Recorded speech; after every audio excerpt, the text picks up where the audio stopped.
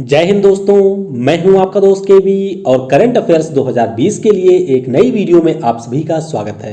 तो जैसा कि आपको पता होगा कि कल चिकित्सा के क्षेत्र में नोबेल पुरस्कारों की घोषणा कर दी गई है।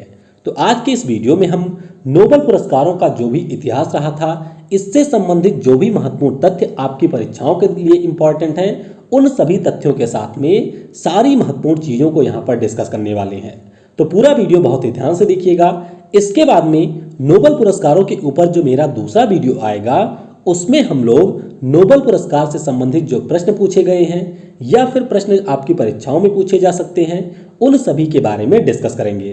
तो पहले आइए वीडियो की शुरुआत में ही हम 2020 के लिए चिकित्सा के क्षेत्र में किनको नोबेल पुरस्कार मिला है, इसके बारे में जान लेते हैं।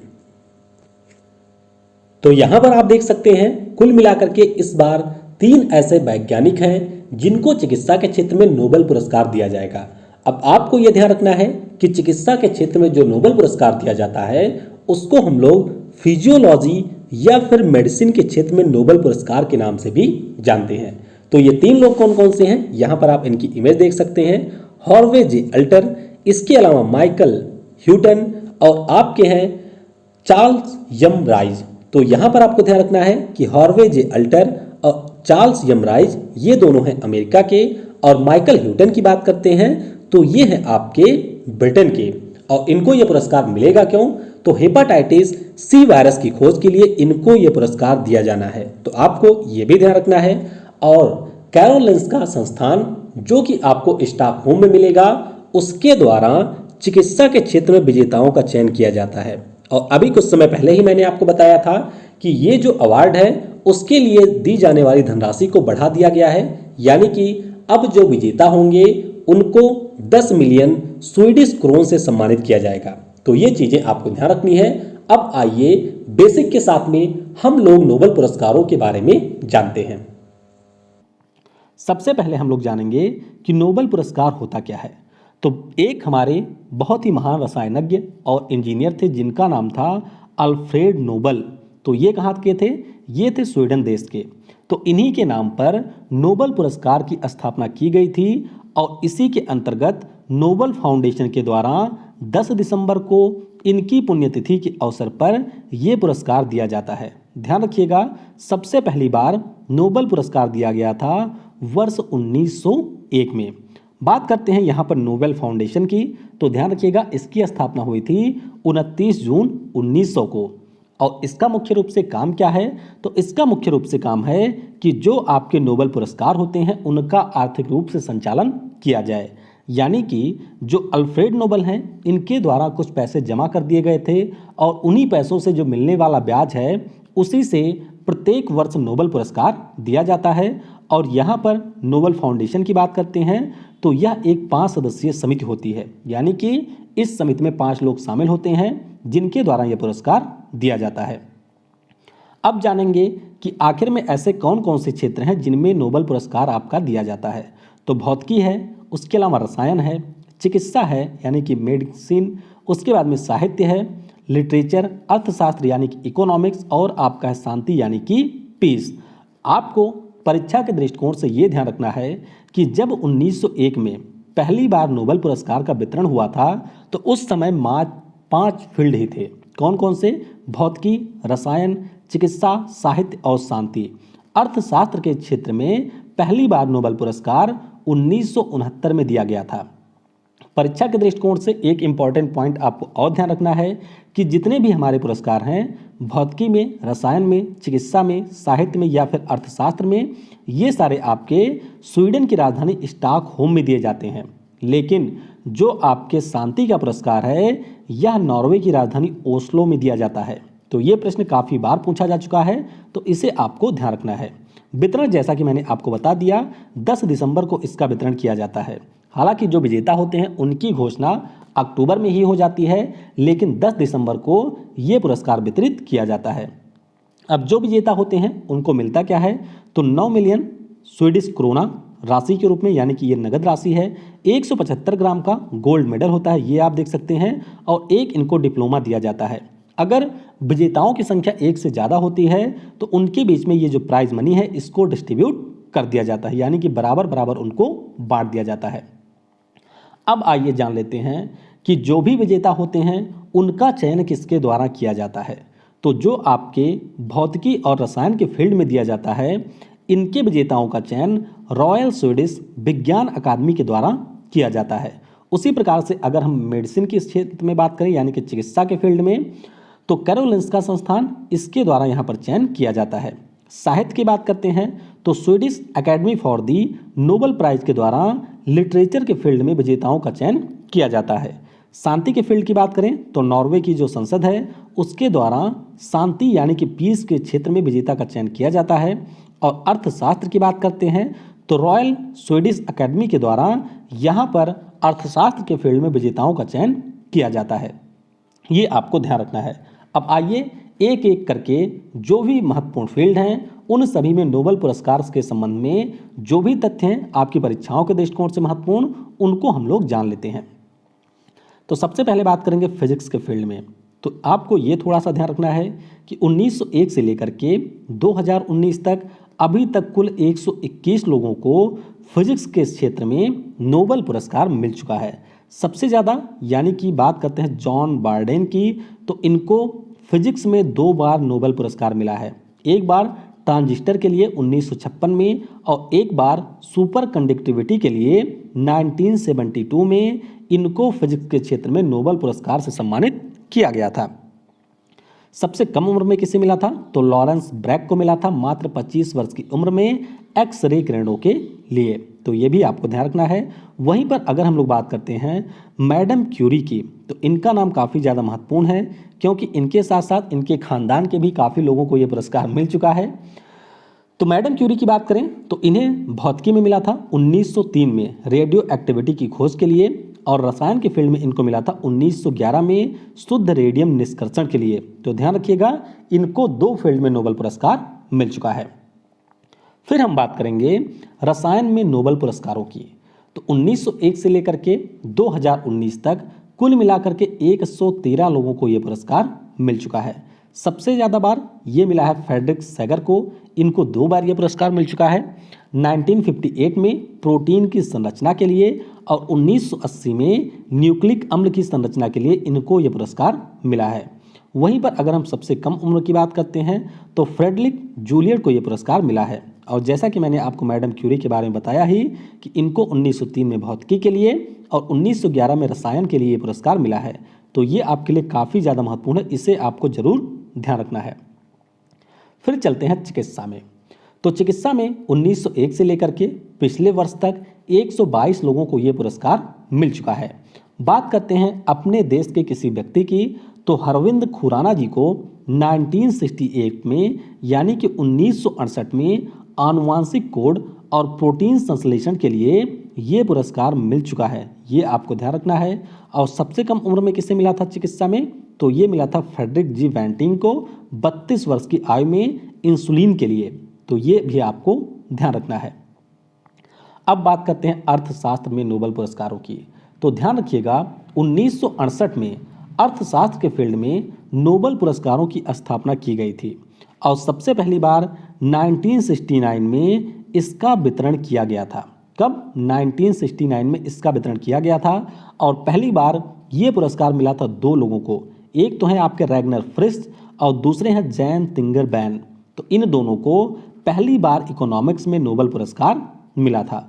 अगर हम बात करते हैं महिलाओं को अर्थशास्त्र में नोबेल पुरस्कार की, तो पिछले वर्ष आपने पढ़ा होगा जो अभिजीत बनर्जी की वाइफ थी एस्टर डुफ्लो, इनके अलावा एलिनर आस्टम 2009 में इनको नोबेल पुरस्कार मिल चुका है। यानी कि अर्थशास्त्र के फील्ड में अभी तक मात्र 2 महिलाओं को ही नोबेल पुरस्कार मिला है। एक है आपकी एलिनर आस्टम, इनको मिला था 2009 में, और एक है एस्टर डुफ्लो जिनको मिला था पिछले साल यानी कि 2019 में। सबसे कम उम्र में किसे मिला है तो केनेथ एरो को मिला था 1972 में और उस समय इनकी आयु थी 51 वर्ष की। भारतीय की अगर हम लोग बात करते हैं तो यहाँ पर अमर्त्य सेन जी को 1996 में और अभिजीत बनर्जी को पिछले वर्ष अर्थशास्त्र में नोबेल पुरस्कार मिला था। अब आइए जानते हैं शांति के फील्ड में नोबेल पुरस्कारों की। तो यह भी काफ़ी ज़्यादा महत्वपूर्ण है। वितरण इसका किया जाता है वही 10 दिसंबर को। और अभी तक यानी कि 1901 से लेकर के 2019 तक कुल मिलाकर के 100 लोगों को ये पुरस्कार मिल चुका है और इनमें महिलाओं की संख्या रही है 16। तो ये वैसे खास इंपॉर्टेंट नहीं है, लेकिन आपको ध्यान रखना है international committee of red cross के बारे में, क्योंकि इस संगठन को अब तक 3 बार नोबेल पुरस्कार मिल चुका है। सबसे पहली बार 1917 में मिला था, फिर 1944 में मिला था और फिर मिला था 1963 में। और international committee of red cross का मुख्यालय आपको मिल जाएगा स्विट्जरलैंड के जिनेवा में। शांति के क्षेत्र में 2 भारतीयों को भी ये पुरस्कार मिल चुका है। एक तो है मदर टेरेसा, इनको 1979 में मिला था, और कैलाश सत्यार्थी, इनको 2014 में नोबेल पुरस्कार मिला था। तो ये हमने जितने भी फील्ड के महत्वपूर्ण चीज़ें थी उनको डिस्कस कर लिया। अब आइए इसके एक और महत्वपूर्ण सेक्शन में चलते हैं कि नोबेल पुरस्कार किन भारतीयों को मिल चुका है। तो ध्यान रखिएगा, अभी तक कुल मिलाकर के 10 भारतीय ऐसे हैं जिनको नोबेल पुरस्कार मिला हुआ है। तो आइए एक एक करके इनको जानते हैं। सबसे पहले बात करेंगे रविन्द्रनाथ टैगोर जी की, जिनके द्वारा राष्ट्रगान लिखा गया है हमारे देश का। 1913 में इनको नोबेल पुरस्कार मिला था लिटरेचर के फील्ड में, यानी कि साहित्य के क्षेत्र में। इनकी रचना गीतांजलि के लिए, किसके लिए? गीतांजलि के लिए नोबेल पुरस्कार मिला था। फिर बात करते हैं सी वेंकट रमन की। तो 1930 में भौतिकी के लिए इनको नोबेल पुरस्कार मिला था और इनके द्वारा 1928 में, कब? 1928 में रमन इफेक्ट की खोज की गई थी, जिसके लिए 1930 में इनको रमन प्रभाव नोबेल पुरस्कार मिला था। और इन्हीं के जन्म दिवस के अवसर पर, जिस दिन इन्होंने रमन इफेक्ट खोजा था उसी दिन हमारे देश में विज्ञान दिवस मनाया जाता है। तो आपको बताना है कि वह दिवस कब मनाया जाता है। हरगोविंद खुराना, इनको नोबेल पुरस्कार मिला था 1968 में चिकित्सा के फील्ड में। शुरुआत में ही मैंने आपको बताया genetic code and its function in protein synthesis, इसके क्षेत्र में कार्य के लिए हरगोविंद खुराना जी को चिकित्सा में नोबेल पुरस्कार मिला था। अगला है मदर टेरेसा जी का नाम। तो इनको 1979 में मिला था शांति के क्षेत्र में नोबेल पुरस्कार। और ध्यान रखिएगा, इनको भारत रत्न पुरस्कार भी मिल चुका है।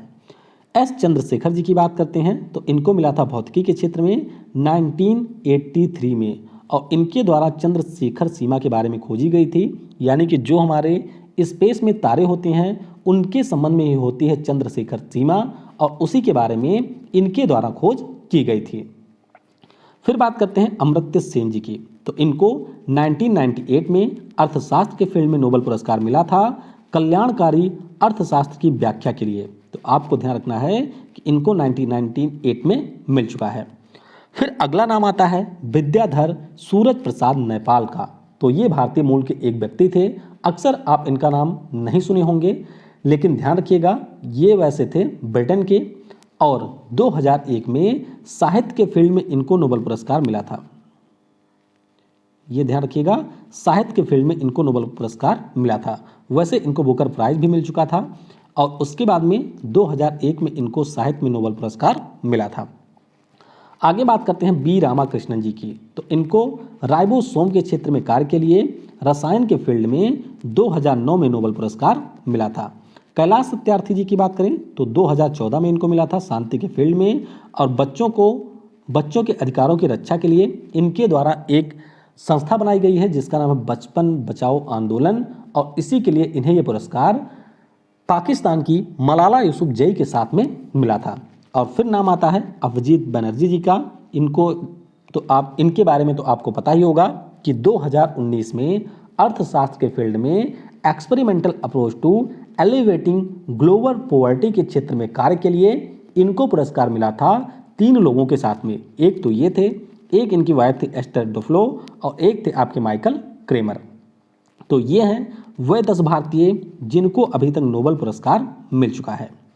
अब हम कुछ महत्वपूर्ण चीज़ों के बारे में जानेंगे जो कि नोबेल पुरस्कार से ही संबंधित है।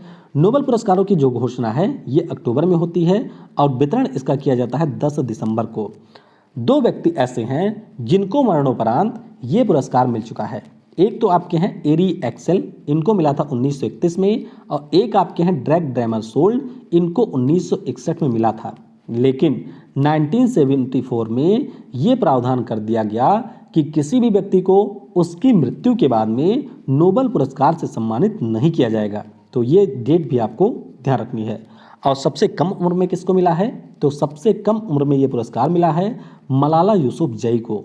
मात्र 17 वर्ष की आयु में शांति के क्षेत्र में इनको नोबेल पुरस्कार मिल चुका है। आगे बात करते हैं सबसे अधिक उम्र में विजेता की। तो ये पिछले साल के हैं जॉन बी गुडइनफ, जिनको 97 एज की आयु में यानी कि 97 वर्ष की उम्र में इनको ये पुरस्कार मिला था। पति पत्नी की बात करें जिनको ये पुरस्कार मिल चुका है तो मैरी क्यूरी, पियरे क्यूरी इनको मिला है। माता बेटी की बात करें तो मैरी क्यूरी, इनकी बेटी है जूलियट क्यूरी, इनको मिल चुका है। और भाई की बात करें तो जॉन टिम्बर्गन और निकोलस टिम्बर्गन, इन दोनों को यह पुरस्कार मिल चुका है। तो ये हैं कुछ जोड़ियां जिनको यह पुरस्कार मिला हुआ है। अब आइए पिछले वर्ष के जो नोबेल पुरस्कार मिले थे उनके विजेताओं के बारे में जान लेते हैं। तो सबसे पहले बात करेंगे नोबेल प्राइज इन फिजिक्स 2019। तो ये मिला था 3 लोगों को, जेम्स पीबल्स, माइकल मेयर और डिडियर क्यूलोज। तो जेम्स पीबल को मिला था फिजिकल कॉस्मोलॉजी के फील्ड में कार्य के लिए, और इन दोनों को यानी कि माइकल मेयर और डिडियर क्यूलोज को मिला था यहाँ पर सोलर टाइप स्टार के बारे में खोज के लिए। उसके बाद में बात करते हैं यहाँ पर चिकित्सा के फील्ड में। तो चिकित्सा के फील्ड में मिला था 3 लोगों को, विलियम जी कैलियन, उसके बाद में पीटर जे रेडक्लिफ और ग्रेग एल समंजा को। तो इन्होंने बताया था कि किस प्रकार से सेल बिहेव करती हैं ऑक्सीजन की अवेलेबिलिटी में, और इसी के लिए इन्हें यह पुरस्कार मिला था। आगे बात करते हैं यहाँ पर फिजिक्स के फील्ड में। तो फिजिक्स में मैंने आपको बता ही दिया जेम्स पीबल, माइकल मेयर और डिडियर क्यूलोज को। उसके बाद में आता है केमिस्ट्री। तो केमिस्ट्री में जॉन बी गुडइनफ, और इनके बारे में तो आपको जरूर ध्यान रखना है क्योंकि सबसे अधिक उम्र के नोबेल पुरस्कार के विजेता हैं जॉन वी गुडइनफ। फिर आता है नाम एम स्टैनले वेटिंगम का, और उसके बाद में अकिरा योशिनो। इनको लिथियम आयन बैटरीज के विकास के लिए ये पुरस्कार दिया गया था। उसके बाद में बात करते हैं नोबेल पुरस्कार 2019 की। तो 2019 में 2018 के लिए भी मिला था। तो 18 के लिए मिला है ओल्गा टोकार्चुक को, और 2019 के लिए मिला था पीटर हैंडके को। तो इन दोनों के नाम भी आपके लिए काफ़ी महत्वपूर्ण है।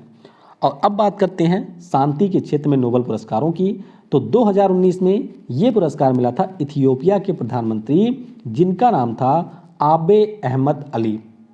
क्या नाम था? आबे अहमद अली। इनको 2019 में नोबेल पुरस्कार मिला था।